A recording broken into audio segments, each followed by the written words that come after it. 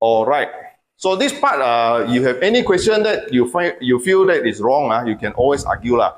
One thing I wanted to mention is the estate agent examination. In fact, look at the three parts. There's a part one, which you have to do written exam. Part two, you have to do after you have finished the part one. All this part one and part two is the two parts. You have still the last part, no? The last part, Clement. You still have the last part, which is the interview. So to become a registered estate agent, you have to go through the written exam and then end up with the training, which is the probation. We call probation. Having done the probation, you go for the interview. The interview itself is actually the third part of the exam. So that's why it's called the estate examination is three parts. Also, a lot of us, we think that taking a degree or taking a qualification is a complete of the whole process, which is not true. Which is not true for estate agent qualification. Estate agent qualification means you need to finish up until you have the license to operate your own firm.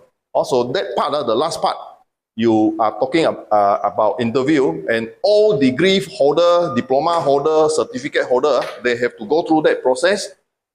As a TPC, we call TPC, test of professional competence, irrespective of what degree or what diploma or what certificate you have. So you can go to one institution. Let's say I heard just now from Dr. Liu saying that you go to INSPEN, Institute Penilaian Negara in Putrajaya. So you go there and then you get a certificate. So that certificate allows you to go to the third exam, which is the part 3, which is the interview. You go to a university, like for example in Sarawak, we have the UTS. In UTS in Cebu, they have a degree in construction management, right? So that degree allows you to also go to the part 3, which is the interview. So you have different colleges, different degree, different certification that allows you to do the written exam, complete the written exam, and allow you to enter to the third part, the third one, which is the TPC. So a lot of time, a lot of this confusion happen, which is the better one, right? Which is the most cost-effective one, and which is the shortest one, right? So a lot of time we hear people telling, oh, the shortest one is INSPEN. Oh, the shortest one is do this RISM exam. Or the shortest one is to get a degree from a university. Right? So there is a lot of different comment, different way of looking at it. So it depends on you. Okay? It depends on you whether you are able to achieve your final goal and your path, your direction is clear. So if you are really clear that you want to do INSPEN, then you have to fly every weekend, fly to KL.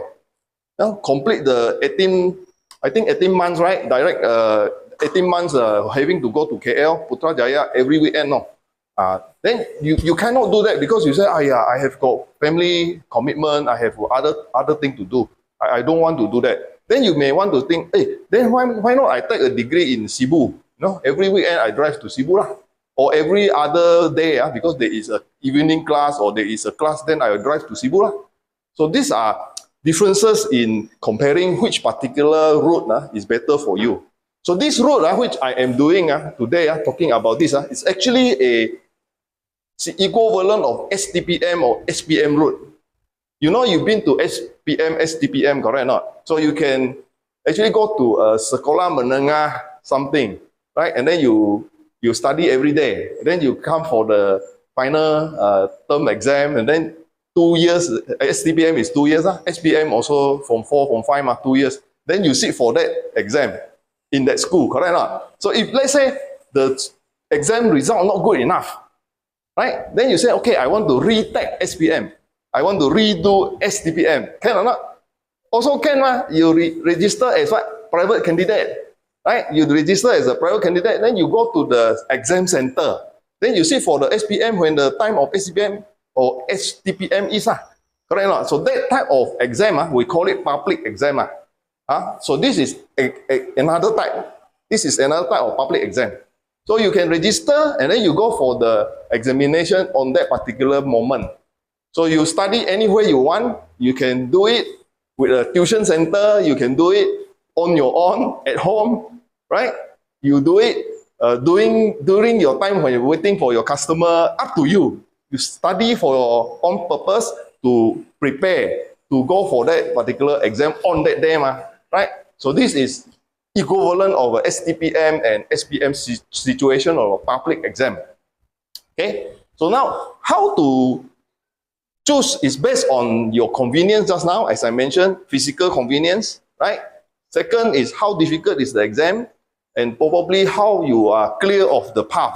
How are you going to reach the final destination, correct or not? So if let's say compare to do in a degree course, then you know, I go to the class, then the lecturer will give me assignment, correct or not? Then you have assignment, then the assignment you earn you certain marks, correct or not? Then there will be quiz once in a while. Lecturer will give you quiz, and then you also learn that quiz also contribute a little mark, a little bit. So usually assignment 40%, quiz 10%, already 50%. Then the final exam, cincai a bit, also pass. So that is the way it is. However, can you go and do a STPM with that type of assignment and that type of quiz thing? Cannot, STPM means you sit down for the 3 hours. SPM also, you go there, sit down for the 2 hours or 3 hours, you write. Then the mark will be awarded for that particular examination. So it's almost 100% based on the moment you write. Right? If you can write very well, this type of character who study very well and write very well, they like this type of exam because no need to do all this assignment thing, wasting my time doing assignment. Correct or not? So these are the differences between how you choose where your strength is. Sometimes the strength also bundle, we bundle with economic reason, bundle with affordability. So if you say, I got a lot of money, I want to go do all kinds of, prestigious university degree, then you can go and do the prestigious university degree. But you don't have the economic means, affordability issue, this is the cheapest.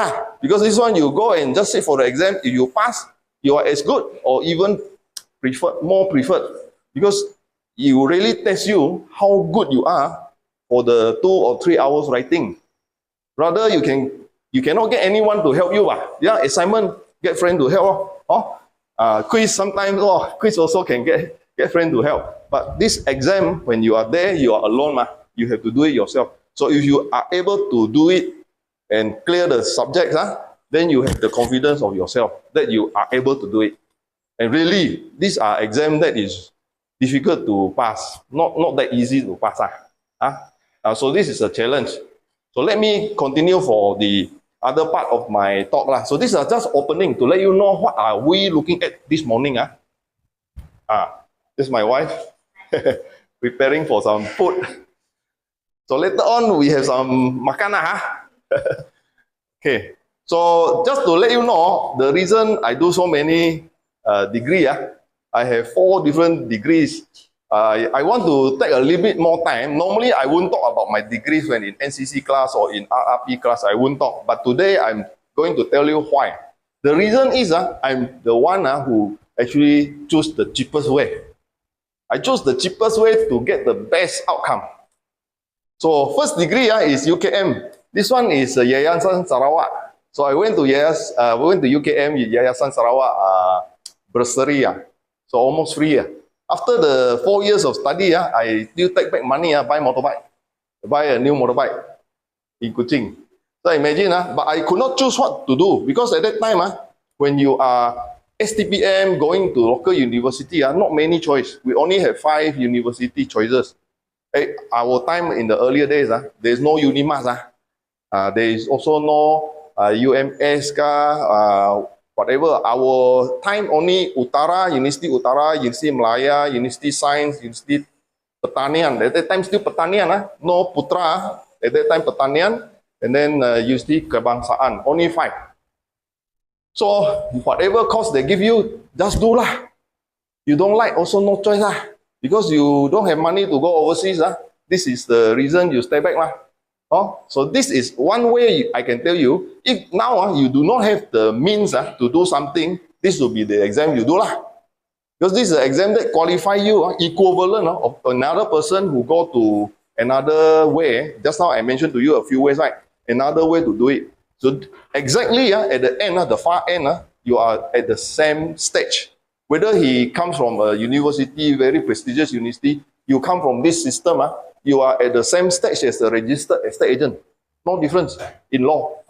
In law, you are as good as, and even sometimes respected, because you do it in a difficult way. Okay. Second degree I did was ICSA. Okay? ICSA is totally different from my first degree, biochemistry. Biochemistry, all science, all doing all the enzyme, if you are in a science class, And I was saying to myself, why are science doing job like, not in the corporate line, you join corporate line, then you see what MBA, people in the corporate side talk very high jargon, corporate jargon, say, I'm not good so I better take something different so I can complement each other. So I wanted to complement as in, I also know arts, no business. So I go and do ICSA. ICSA is also the cheapest way to do a degree. You only need to pay, you also sit for exam, there's a UK exam, but in Malaysia ringgit, 200 ringgit per subject, I think. So cheap lah.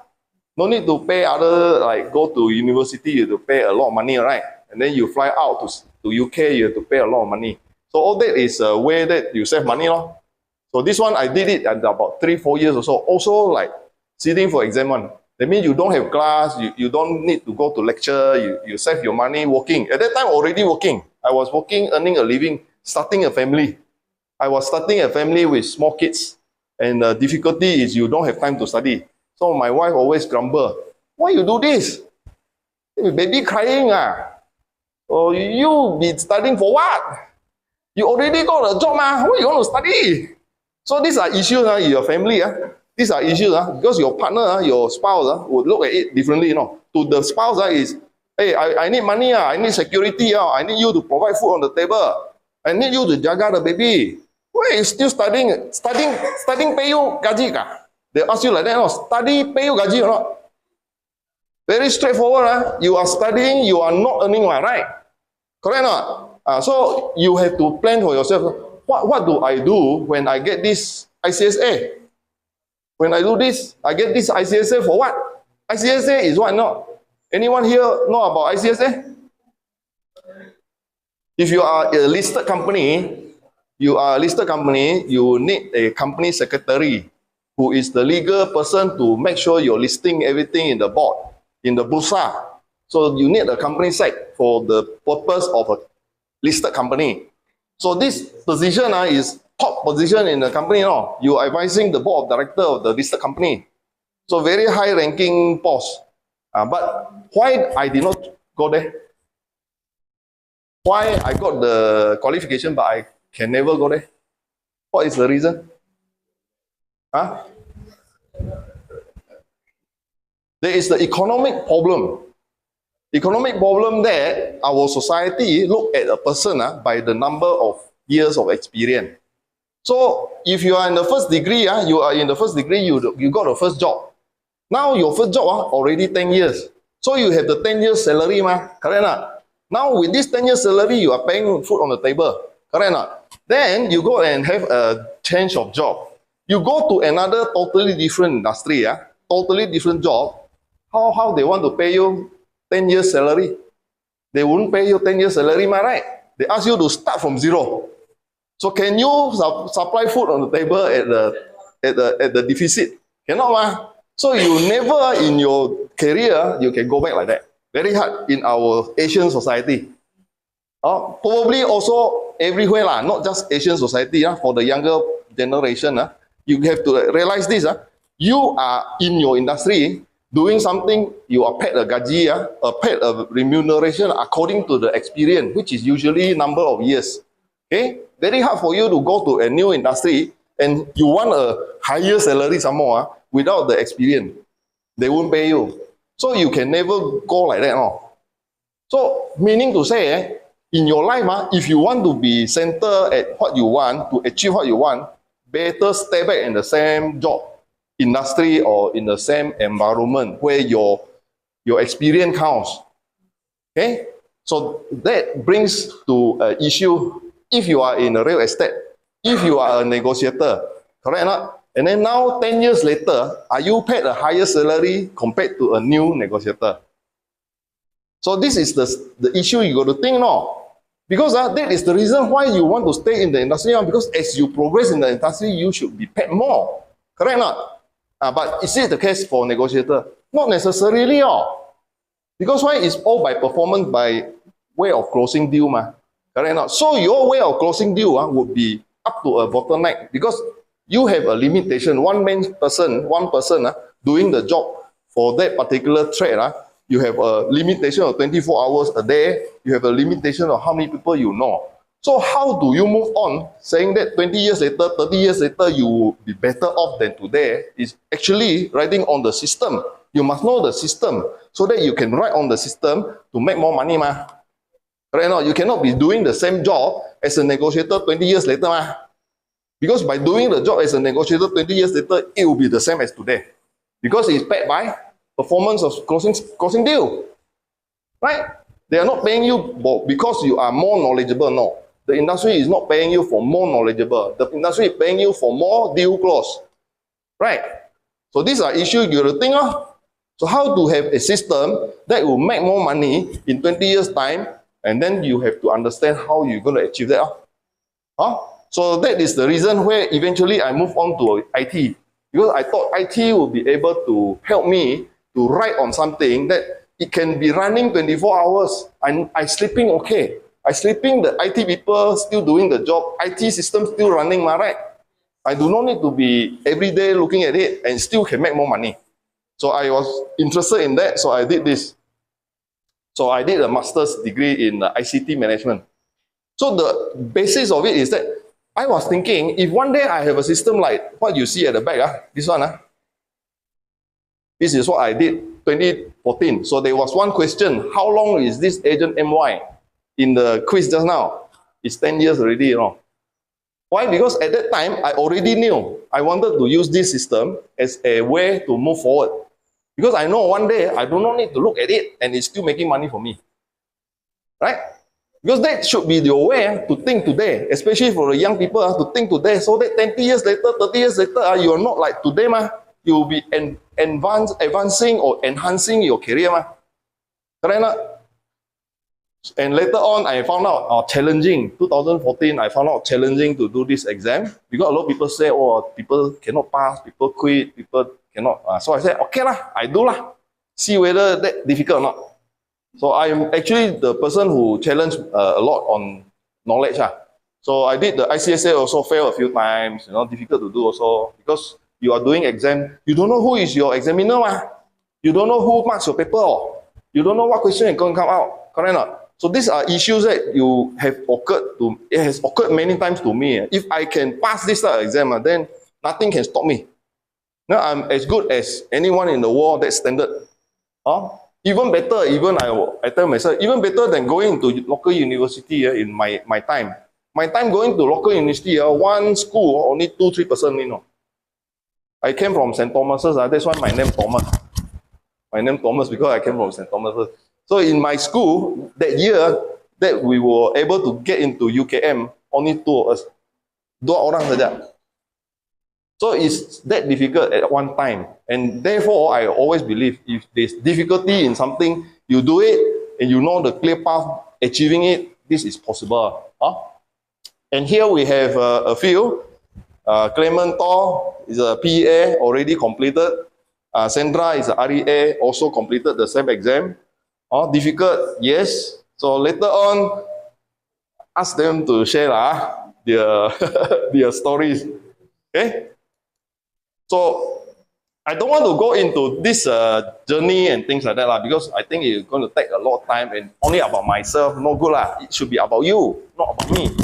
Okay? So this is the gallery. If you are interested, go to my gallery to see the pictures. So every time I go and sit for the exam, after the exam, I go and ask the exams supervisor, you say facilitator the person who facilitated your exam. I say, hey, come take picture with me.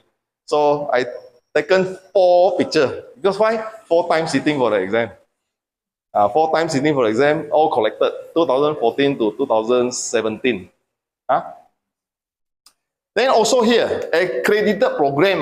This one you all can go in to see. You go to board website, you can check what are the degree that is recognized. So those degrees includes Malaysia one, you have the University Malaya, University Technology Malaysia, University Tun Hussein On, I think, UTHM. Then you have the UITM. So these are the local university that produce this discipline of real estate. That means they are valuer basically. They can qualify as a valuer. Okay. Then the other is so-called colleges. A lot of the colleges now also in a way elevate their diploma. Last time they were using diploma because they say colleges only can give diploma. So they call themselves as executive diploma. Now you see all this accredited program, all these colleges become degree already now. Degree, bachelor in what, bachelor in what. So they are the degree that allow you to bypass this exam. Bypass this exam and go to the final part, which is the interview. And for the one that is SPM, then you can actually do it as a full-time. It will be good when you finish your SPM, get your direction clear, then you sign up with one of these universities, you do a full-time course, 2 years or 3 years, then you actually have the degree to qualify as a valuer. So in Malaysia, if you qualify as a valuer, they give you the other 2 licenses. They give you the estate agent license and the property manager license. So you have 3 licenses. So 3 licenses means you can make more services, give more services. So doing this, you can only do 1 license, which is the estate agent license. You cannot get the valuation license. So the story is, whichever thing that you are looking at, whether it's a diploma, it's a certificate, or it's a degree, how do you weigh it? How heavy it is or how good it is? Actually, at the end, it's up to you, up to your own purpose. You can have a high degree but not associated to the economic reason, the economic ability to generate your living.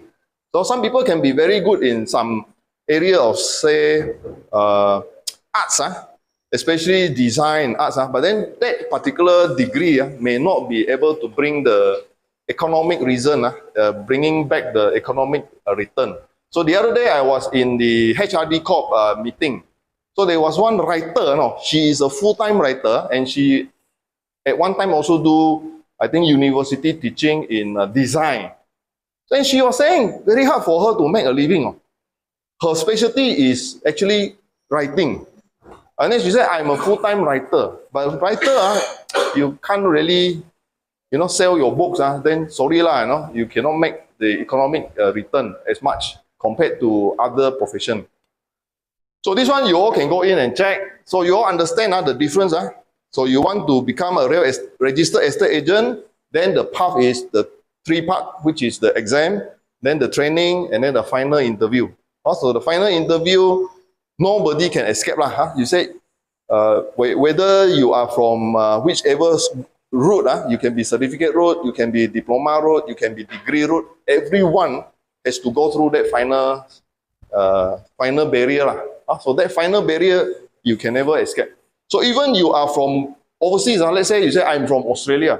I'm already practicing in Australia. I want to come to Malaysia to practice. It's still the same. You still have to do your TPC. You cannot say, I'm Australia registered, I come to Malaysia, I can practice. Cannot. Valuation also same. If you are a valuer in Australia, in UK, in wherever place, you come back to Malaysia, you still need to go through the final stage, which is the TPC for valuation. So my journey, I took the exam in 2014.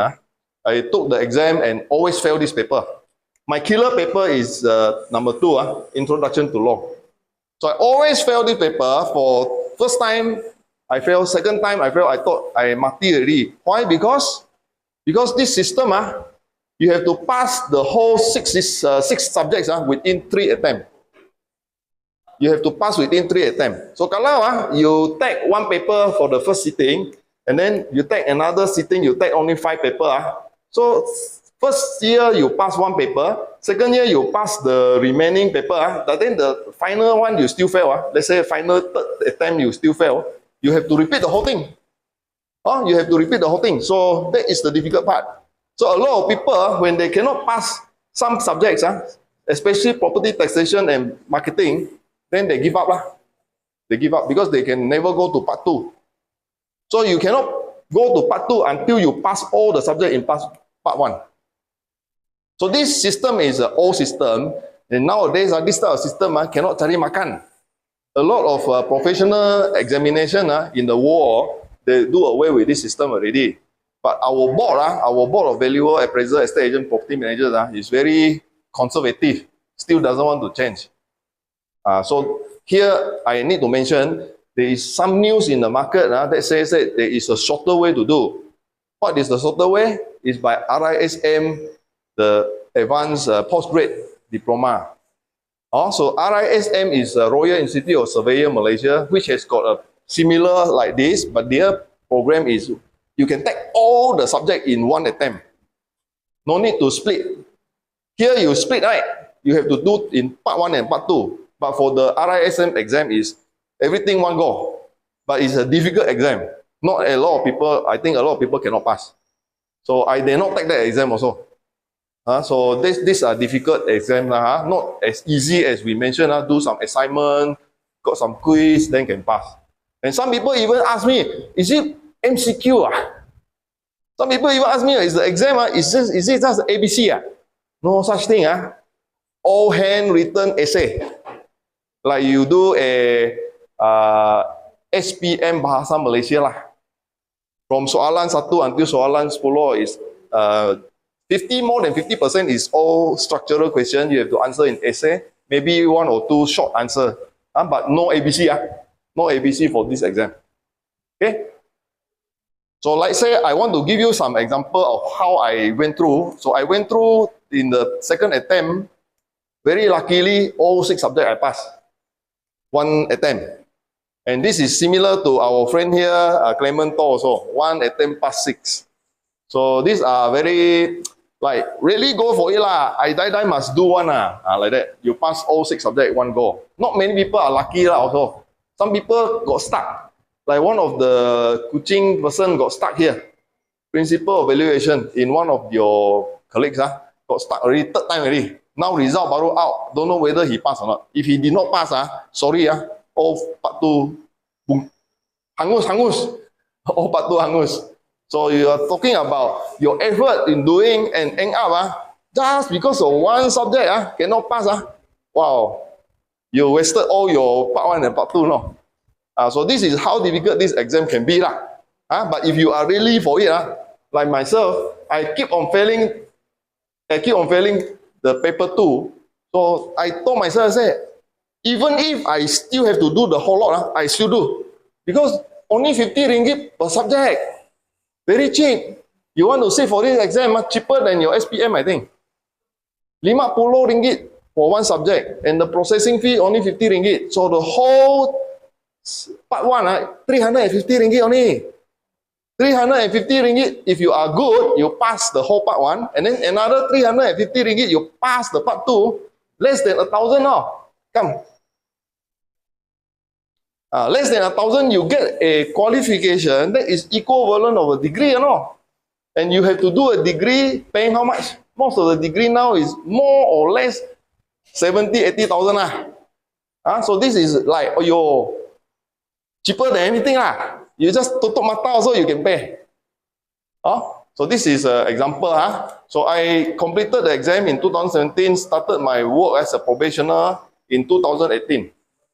Exam 1 year once, right? Yes, exam is 1 year once. So you are right, Henry. Exam is once a year, and that is the difficult part also. Because example, you do all the 6 subjects in 1 attempt, right? And then you found out you fail 1 subject. So you cannot do part 2 until you pass that particular one, right? So you got to wait for 1 whole year to sit for that failed subject. You sit for that failed subject, and then at times you also can fail one.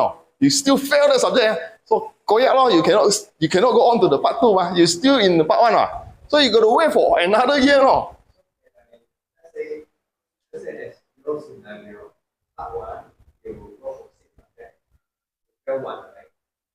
Next year, part 2 months. So can I like attend for visit for the year one? And Cannot. You must hold part one clear. Pass all your part one, then only you can move to part two. So this is the challenging part. A lot of people cannot tahan. Because you do nothing one whole year and then you are supposed to repeat that subject. And that subject, you think that you know already. Correct or not? You studied before. Right? So you say, last minute, no problem, last minute. Then